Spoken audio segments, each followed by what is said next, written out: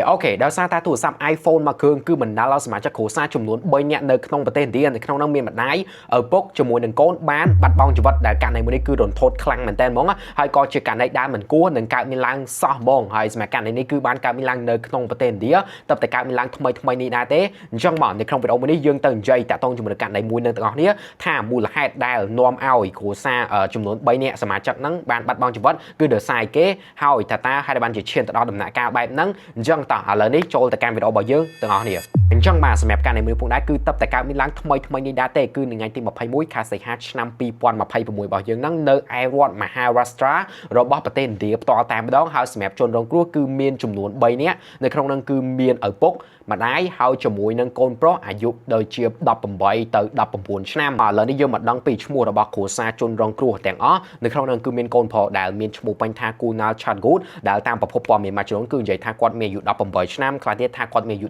19ឆ្នាំហើយចំណែកឯឪពុករបស់គាត់វិញគឺមានឈ្មោះថា Mulida Chatgut ចំណែកឯម្ដាយរបស់គាត់វិញគឺមានឈ្មោះថា Sangita Chatgut ដែលពួកគាត់ទាំង3នាក់ហ្នឹងគឺសុទ្ធតែជាជនរងគ្រោះដែលបានទទួលមរណភាពនៅក្នុងហេតុការណ៍ខាងលើហ្នឹងទាំងអស់សម្រាប់ដល់ហេតុនៃរឿងមួយហ្នឹងគឺថានេះបើតាមប្របាយការដែលខ្ញុំទទួលបានពីប៉ូលីសនៅក្នុងតំបន់គឺគេបានលើកឡើងមកថារឿងមួយនេះគឺបានចាប់ផ្ដើមឡើងកំឡុងពេលដែលគូណាល់ដែលគាត់គឺជាកូនប្រុសហ្នឹងបានធ្វើការទៅទិញទូរស័ព្ទ iPhone មួយគ្រឿងដោយប្រើប្រាស់នៅប្រព័ន្ធ EMI ដែលប្រព័ន្ធ EMI ហ្នឹងគឺជាការបង់ទូរស័ព្ទហ្នឹងប្រចាំខែមានន័យថាយើងបង់រំលោះទូរស័ព្ទមួយហ្នឹងយើងត្រូវ pay ឬក៏ចំណាយលុយរបស់យើងជាប្រចាំខែដើម្បីទិញទូរស័ព្ទហ្នឹងឲ្យគ្រប់ចំនួនរបស់គេអញ្ចឹងណាដោយសារតែចំពោះគូណាល់ផ្ទាល់ហ្នឹងគឺគាត់អត់ទាន់មានប្រាក់សម្រាប់បង់រំលោះទៅលើទូរស័ព្ទ iPhone ដែលគាត់ចង់បានហ្នឹងទេអញ្ចឹងគាត់ក៏បានធ្វើការយករឿងដែលគាត់ចង់ទិញទូរស័ព្ទ iPhone បង់រំលោះហ្នឹងប្រាប់ទៅកាន់ឪពុករបស់គាត់ឲ្យឪពុករបស់គាត់ហ្នឹងជួយធ្វើការបង់ប្រាក់ហ្នឹងដើម្បីឲ្យគាត់ប្រើប្រាស់នៅទូរស័ព្ទ iPhone ហ្នឹងផងក៏ប៉ុន្តែឪពុករបស់គាត់គឺថាគាត់បានបដិសេធហើយក៏បង្កឲ្យមានការឆ្លោះប្រកែកគ្នារវាងឪពុកជាមួយនឹងកូនហើយកូនដែលមានឈ្មោះថាគូណាល់ហ្នឹងគាត់ក៏បានចាក់ចេញពីផ្ទះតែម្ដងពេលហ្នឹងក្រោយការចាក់ចេញពីផ្ទះទៅរបស់គូណាល់ហ្នឹងគឺគេបានរាយការណ៍មកថាគាត់បានធ្វើការឡើងទៅកាន់តំបន់ភ្នំដែលខ្ពស់មួយគឺមានឈ្មោះថាកៅយ៉ាហ៊ីលនៅតំបន់ហ្នឹងគឺថាវាបែបជាចាំងភ្នំដែលបើសិនបើយើងប្រយ័ត្នតែបន្តិចហ្នឹងអត់ប្រយ័ត្នច្រឡំអត់ប្រយ័ត្នតែបន្តិចហ្នឹងគឺអាចនឹងធ្លាក់ចុះទៅខាងក្រោមបណ្ដាលឲ្យយើងបានបាត់បង់ជីវិតបានហើយនៅពេលដែលព័ត៌មានមួយនេះបានដឹងឮទៅដល់ឪពុកម្ដាយរបស់គូណាល់អ្នកទាំងពីរឪពុកម្ដាយក៏បាននាំជាមួយនឹងអ្នកភូមិប៉ូលីសក្រុមពលគីភ័យហ្នឹងទៅដល់កន្លែងកើតហេតុកន្លែងដែលគូណាល់គាត់កំពុងតែឈរនឹងផ្ទាល់តែម្ដងនៅពេលដែលពួកគាត់ទៅដល់កន្លែងកើតហេតុហ្នឹងគឺថាទាំងឪពុកទាំងម្ដាយទាំងក្រុមពលគីភ័យទាំងប៉ូលីសហ្នឹងគឺព្យាយាមនិយាយបញ្ចុះបញ្ចូលឲ្យគូណាល់ហ្នឹងគាត់ចុះមកខាងក្រោមវិញមកអីអញ្ចឹងទៅហើយអស់បន្លាយពេលសោះថាតាំងពេលដែលគាត់និយាយហ្នឹងគឺ3ម៉ោងហើយរហូតតាំងពីម៉ោង10ព្រឹកហ្នឹងទៅដល់ម៉ោង1រសៀលឯណោះ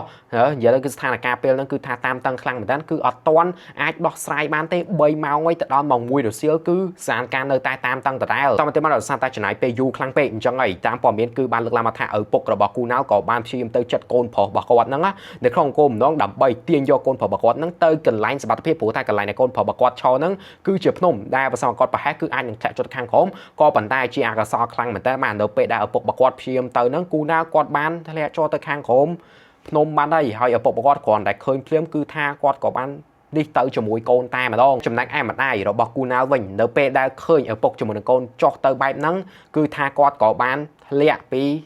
ីនឹងទៅជាមួយដែរដែលនៅក្នុងហេតុការណ៍មួយនេះគឺបានបណ្ដាលឲ្យមនុស្សចំនួន3នាក់ដែលជាសមាជិកគ្រួសារតែមួយគឺមានម្ដាយឪពុកជាមួយនឹងកូនគឺបានបាត់បង់ជីវិតទាំងអស់តែម្ដងនិយាយទៅវាគឺជាមួយដែលសោកសៅមែនទែនហើយក៏អាចបានថាវាគឺជារឿងមួយដែលមិនគួរនឹងកើតមានឡើងនៅក្នុងគ្រួសារសោះតែម្ដងហើយខ្ញុំជឿថាឪពុករបស់គូណាល់មុនពេលគាត់បដិសេធទៅលើសំណើរបស់កូនដែលកូនចង់ទិញទូរស័ព្ទ iPhone តាមរយៈការបង់លុះហ្នឹងគាត់ក៏ប្រកាសជាមានមូលហេតុគាត់ក៏ប្រកាសជាមានរឿងនៅក្រោយហ្នឹងដែរគ្រាន់ថាយើងក៏អត់ដឹងតែថាហេតុអីបានជាគាត់អត់ចង់ឲ្យកូនរបស់គាត់ទិញទូរស័ព្ទបែបហ្នឹងអញ្ចឹងតែរឿងហ្នឹងគឺគ្រាន់តែថាវាតាក់ទងជាមួយនឹងទូរស័ព្ទ iPhone ដែលកូនចង់បានអញ្ចឹងទៅកូនក៏អត់